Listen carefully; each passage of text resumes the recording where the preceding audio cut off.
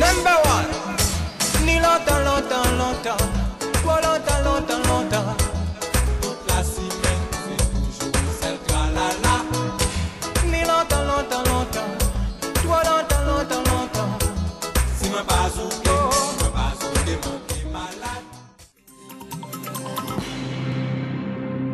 Bonsoir à tous, bienvenue dans notre édition. Voici nos principaux titres. À la désirade, là.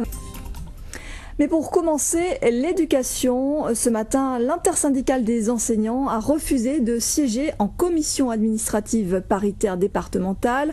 Ils ont voulu protester contre la fermeture de classes dans le primaire. La réunion n'a donc pas eu lieu. Conséquence, les classes menacées de disparition disposent d'un petit sursis d'une semaine. Les travaux de la commission sont reportés au 29 septembre prochain. Les parents ont par ailleurs reçu un nouveau soutien, celui du SPEG, le syndicat des personnels de l'éducation de Guadeloupe.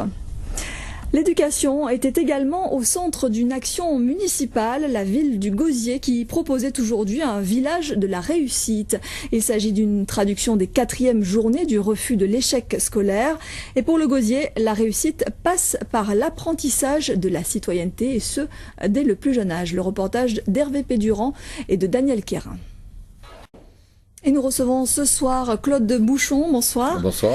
Vous dirigez les recherches d'INECAR à l'UAG, l'Université des Antilles-Guyane, d'INECAR pour dynamique des écosystèmes Caraïbes. Alors, avant d'aborder la problématique de la pêche, commençons d'abord par tenter d'y voir plus clair. D'où viennent ces algues ? En bref, un jeune homme de 18 ans a été agressé à l'arme blanche hier à Morne-à-l'Eau. Il a été blessé de plusieurs coups de couteau et a trouvé refuge au lycée Faustin-Fleury. Et puis, on en sait un peu plus sur cet accident de la circulation qui a coûté la vie à un jeune de 17 ans, un jeune lycéen. Il a été fauché par une voiture vendredi soir sur la route de Dugazon. Le chauffeur est un policier actuellement hospitalisé. Des analyses toxicologiques sont en cours. Elles doivent déterminer s'il était sous l'emprise d'alcool ou de stupéfiants. À suivre dans ce journal, la journée mondiale de cas. Et je vous le disais donc justement à l'instant, la Poste qui est en grève depuis lundi. Récemment, la direction régionale a pris la décision de fermer le bureau de Basse-Terre entre midi et 14h. Une modification que les employés affiliés à Sud PTT-Gua n'acceptent pas car ce bureau de poste est placé en zone urbaine sensible. Les grévistes ont fait circuler une pétition auprès de la population et ils ont recueilli plus d'1 millier de signatures. Le point avec Thierry Philippe. Et pour l'heure, les négociations sont au point mort. La réunion programmée cet après-midi entre les grévistes du syndicat Sud PTT-Gua et la direction n'a donné lieu à aucun accord. La grève se poursuit. Nous vous le disions dès hier soir, des chèvres ont été volées au centre de recherche agronomique à Petit-Bourg. Rien de bien grave au premier abord, sauf que ces animaux faisaient l'objet d'expérimentations. Leur viande présente un risque sanitaire et ne doit pas être consommée. Le CIRAD appelle à la plus grande prudence. Le reportage de Jean-Charles Théobald et Paul Labéca. La politique à présent est comme chaque soir un module consacré au sénatorial. Le scrutin aura lieu ce dimanche. Vous allez voir tout de suite un reportage sur le mandat des sénateurs qui passe à 6 ans désormais avec nos confrères d'Outre-mer Première. Et Éric Gelton annonce qu'il se prononce pour l'élection de 3 candidats de gauche issus de 3 secteurs, les îles du Sud, la Basse-Terre et la Grande-Terre. Il indique qu'il précisera son choix directement auprès des grands électeurs. En bref, la météo avec le phénomène cyclonique Ophélia, c'est une tempête tropicale pour l'instant qui se situe à environ 2000 km à l'est des Antilles.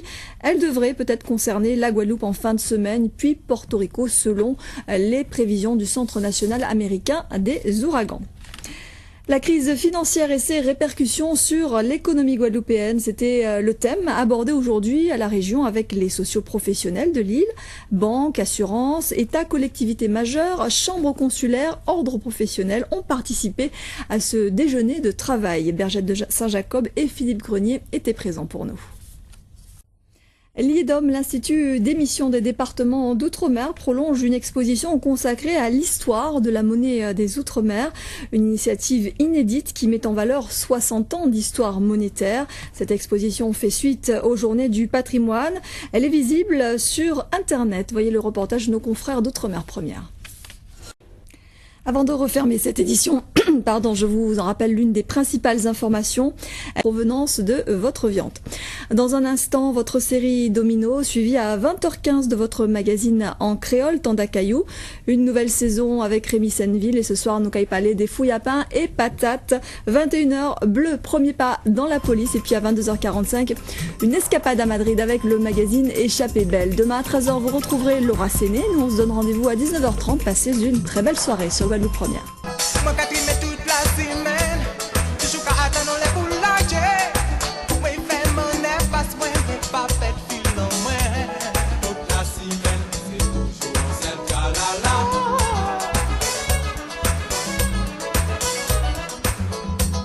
Si moi pas